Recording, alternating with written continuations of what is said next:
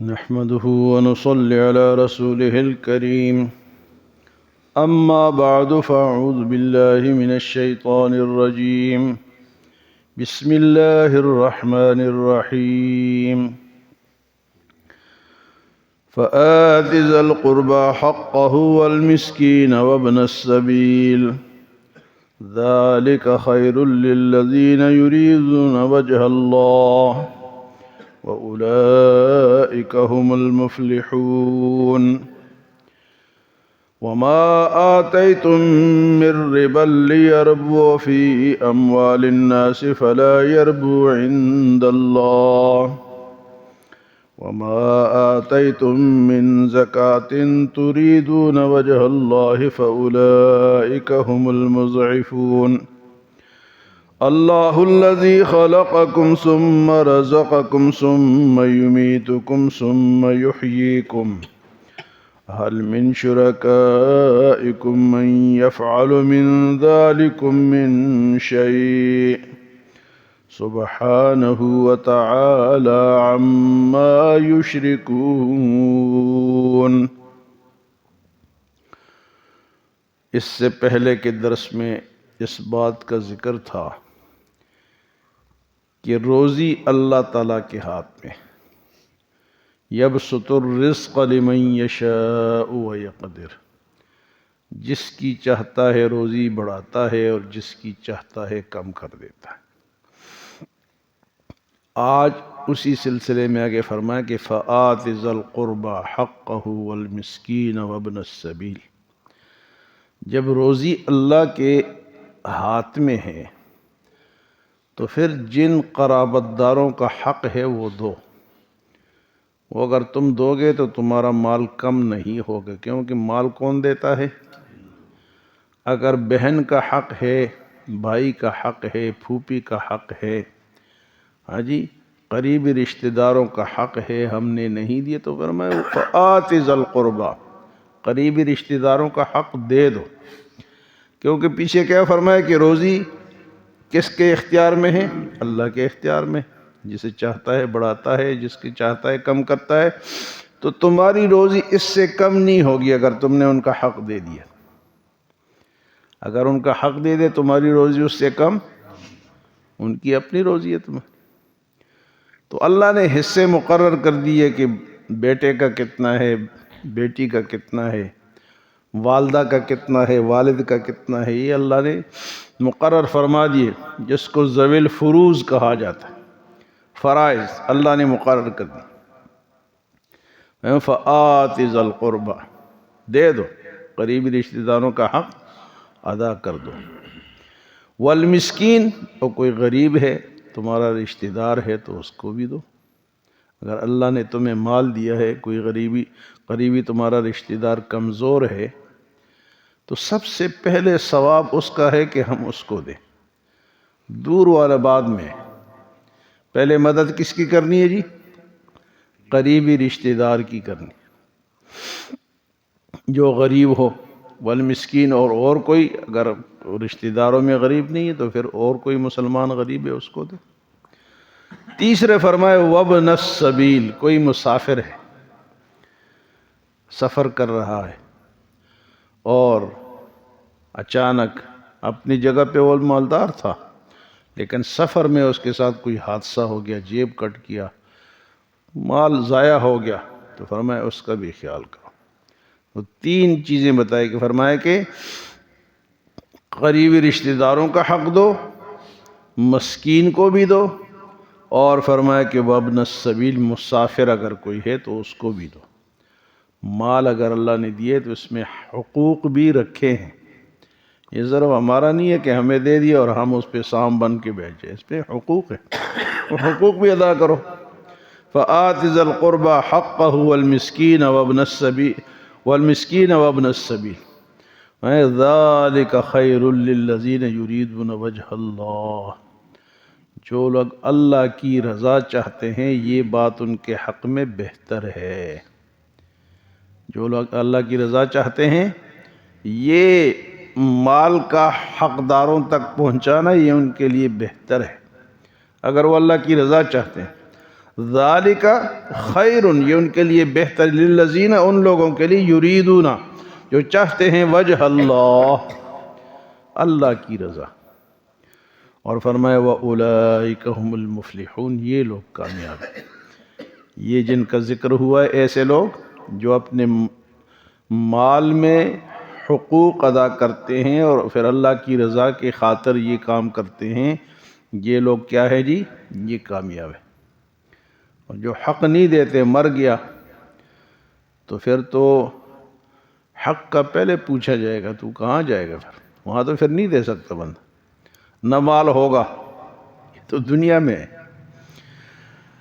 آگے فرمایا وَمَا آتَيْتُم مِّن رِّبًا لِّيَرْبُوَ فِي أَمْوَالِ النَّاسِ فَلَا يَرْبُو عِندَ اللَّهِ، تم جو اپنا مال سود کے لیے دیتے ہو کہ یہ لوگوں کے مال میں مل جائے اور مجھے پھر زیادہ ہو کے ملے، سود پہ دیتے ہیں نا کہ اتنا دیں گے تو اتنا واپس ملے گا، لوگوں کے مال میں اس کو شامل کرتے ہو، اس لیے یا سود پہ دیتے ہو یا سود پہ لیتے ہو، تو فرمایا کہ وَمَا آتَيْتُم مِّن رِّبًا لِّيَرْبُوَ فِي أَمْوَالِ النَّاسِ فَلَا يَرْبُو عِندَ اللَّهِ، یہ اللہ کے نزدیک بڑھتا نہیں ہے۔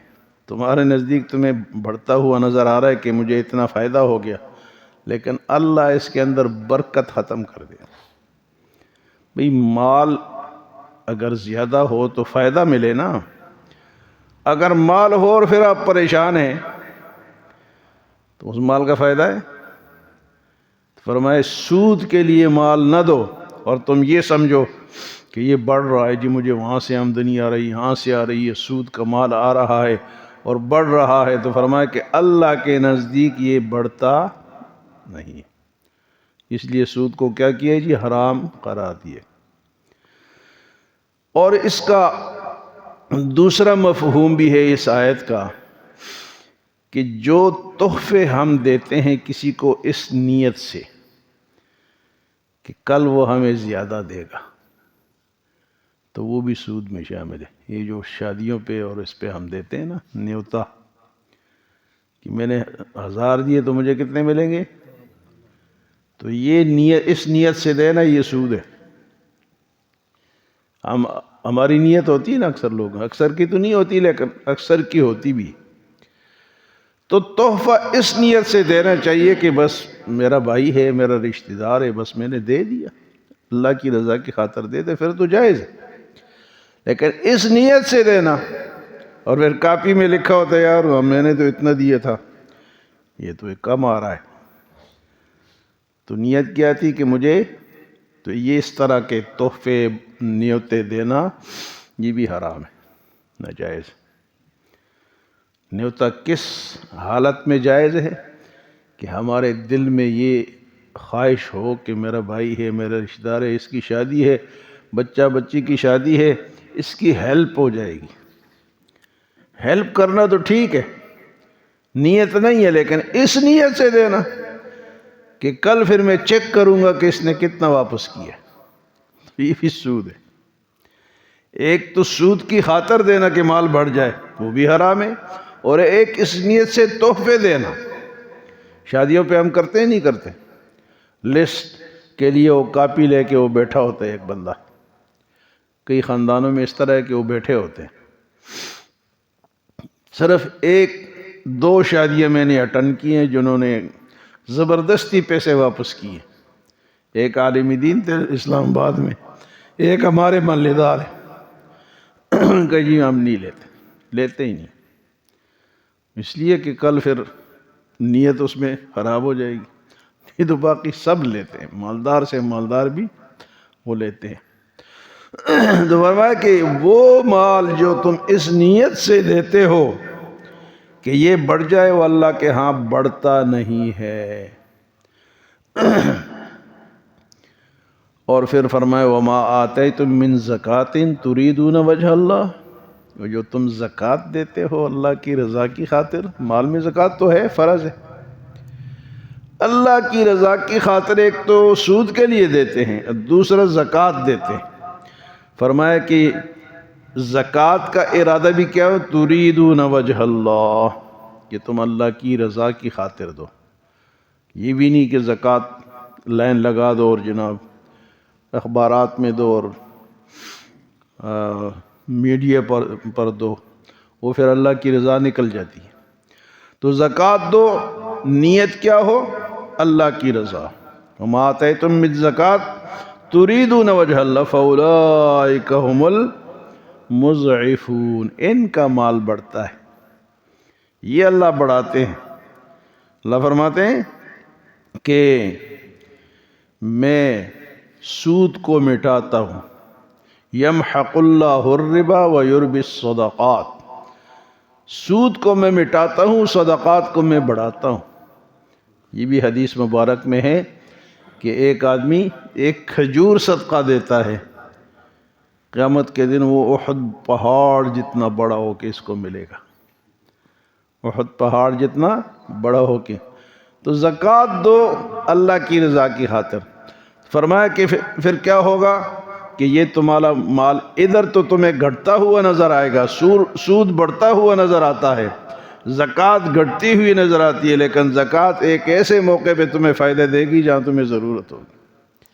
فَأُولَئِكَ هُمُ الْمُضْعِفُونَ، یہ جو زکوٰۃ لوگوں نے دے دی یہ مال بڑھ گیا، اللہ کے نزدیک یہ مال بڑھ گیا۔ ہم کہتے ہیں کہ زکوٰۃ دیں گے تو مال گھٹ جائے گا، اللہ فرماتے ہیں کہ بڑھ جائے گا۔ فَأُولَئِكَ هُمُ الْمُضْعِفُونَ۔ کتنی پیاری باتیں ہیں دو مال کے بارے میں، کہ سود تم سمجھتے ہو کہ بڑھتا ہے، اللہ اس کو فَلَا يَرْبُو عِندَ اللَّهِ، اللہ کے نزدیک یہ بڑھتا نہیں ہے۔ اور زکوٰۃ تمہیں گھٹتی ہوئی نظر آتی ہے، اللہ فرمایا کہ یہ اللہ بڑھا کے دیں گے تمہیں۔ مَن يُقْرِضُ اللَّهَ قَرْضًا حَسَنًا فَيُضَاعِفَ لَهُ أَضْعَافًا كَثِيرًا، جو اللہ کی خاطر مال خرچ کرتے اللہ بڑا چڑھا کر دگنا چگنا واپس کریں گے۔ فرمایا وَمَا آتَيْتُم مِّن زَكَاةٍ، اور جو لوگ زکوٰۃ دیتے ہیں تُرِيدُونَ وجہ اللہ، اللہ کی خاطر، اللہ کی رضا کی خاطر، فَأُولَئِكَ هُمُ الْمُضْعِفُونَ، پس یہ لوگ ان کا مال بڑھ گیا ہے، کامیاب ہو گئے ہیں۔ اللہ پاک فرماتے ہیں کہ سب اختیار اللہ کے پاس ہے۔ اللہ الذی خلقکم، اللہ کی ذات وہ ہے جس نے تمہیں پیدا کیا، اللہ الذی خلقکم، جس نے تمہیں پیدا کیا، ثم رزقکم، پھر تمہیں رزق دیا۔ ہمارا رزق کون دیتا ہے؟ وَكَأَيٍّ مِّن دَابَّةٍ لَّا تَحْمِلُ رِزْقَهَا اللَّهُ يَرْزُقُهَا، کئی جانور ایسے ہیں جو اپنی روزی اپنے اوپر لاد کر نہیں چلتے، ہے نا، پرندے ہیں، باقی جانور ہیں، تو کیا وہ کھانا پینا اپنے ساتھ رکھ کے چلتے ہیں؟ وَكَأَيٍّ مِّن دَابَّةٍ لَّا تَحْمِلُ رِزْقَهَا اللَّهُ يَرْزُقُهَا، ان کو روزی اللہ دیتا ہے تو ہمیں بھی اللہ دیتا ہے۔ ہمیں اللہ تعالیٰ کی ذات وہ ذات ہے، اللہ الذی، اللہ کی شان، اللہ کی ذات وہ ہے، خلقکم، تمہیں پہلے پیدا کیا، ثم رزقکم، پھر تمہیں روزی دی، ثم یمیتکم، پھر تمہیں مارے گا، فوت کرے گا، ثم یمیتکم، پھر تمہیں مار دے گا، ثم یحییکم، پھر تمہیں زندہ کرے گا۔ پیدا بھی اس نے کیا ہے، روزی بھی اس کے ہاتھ میں ہے، پھر مارے گا، پھر زندہ کرے گا، اس کے لیے کوئی مشکل ہے؟ پھر اللہ پاک چیلنج فرماتے ہیں کہ حل من شرکائکم من یفعل من ذالکم من شیء، تم اللہ کے جن کو شریک بناتے ہو وہ یہ کام کر سکتے ہیں؟ وہ پیدا کر سکتے ہیں، رزق دے سکتے ہیں، مار سکتے ہیں، یا دوبارہ کوئی ہے اس طرح اللہ کے سوا؟ تو پھر کیوں اللہ کو چھوڑ کے تم غیر اللہ کی پوجا کرتے ہو؟ جب یہ اختیارات اللہ کے ہیں، فرمائے اللہ الذی خلقکم ثم رزقکم ثم یمیتکم ثم یحییکم، حل من شرکائکم من یفعل من ذالکم من شیء، کیا اللہ کے سوا بھی کوئی ایسا ہے جو اس طرح کے کام کر سکتے ہیں؟ چلو انسانوں کو اور یہ جو موجودہ جانور ہیں یہ تو اللہ نے پیدا کی، اگر تم اللہ کو چھوڑ کے دوسروں کو پوجتے ہو، بتوں کو، دیوتا دیویوں کو، یا درختوں کو یا فرشتوں کو یا قبروں کو یا ولیوں کو یا بزرگوں کو یا اللہ کے نبیوں کو پوجتے ہو تو چلو یہ مخلوق تو ساری دنیا نے دیکھی کہ اللہ کی پیدا، پھر تم کوئی نئی مخلوق پیدا کر کے دکھا دو کہ اس کے کان اور طرح کے ہو، ہاتھ اور طرح کے ہو، کوئی کر سکتا ہے؟ حال من شرکائکم من یفعل من ذالکم من شیء، ہے کوئی ایسا جو اس طرح کر سکے کہ پیدا بھی کرے، رزق بھی دے، فوت بھی کرے، دوبارہ ہے؟ حال من شرکائکم، یہ جن کو تم پوجتے ہو، دیکھو شرک کی اللہ نے کیسی کیسی مذمت فرمائی، لیکن پھر لوگ شرک میں مبتلا ہے۔ اللہ کو چھوڑ کے بابا شاہ کمال تے پتر دیوی رتا لال، پتر کسے مانگتے ہیں؟ فلاں بابے پہ جاؤ گے وہاں سے بیٹا ملے گا، فلاں پہ جاؤ گے تمہاری بیماری دور ہوگی، فلاں پہ جاؤ گے تمہارا مال بڑھے گا۔ نہیں میرے بھائیو، سب کس کے اختیار میں؟ اللہ کے اختیار۔ پھر فرمائے سبحانہ،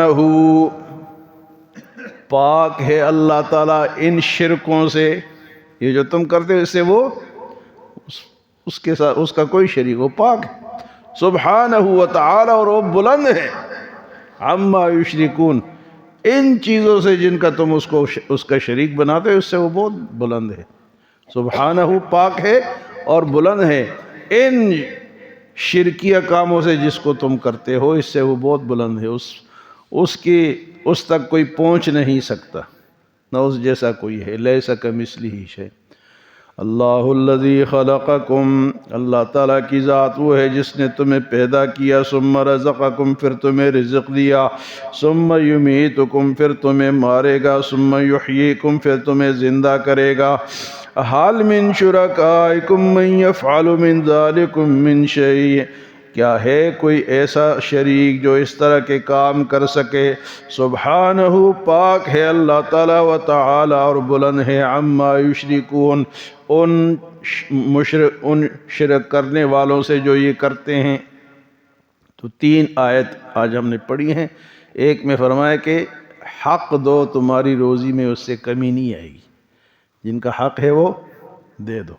دوسری فرمایا کہ سود سے بچو، وہ مال بڑھتا نہیں، اللہ کے ہاں وہ گھٹتا ہے۔ زکوٰۃ دو، اللہ بڑھاتا ہے۔ اور فرمایا شرک سے بچو کہ سب اختیار کس کے ہاتھ میں ہے؟ اللہ کے۔ اللہ ہمیں عمل اور سمجھ کی توفیق عطا فرمائے۔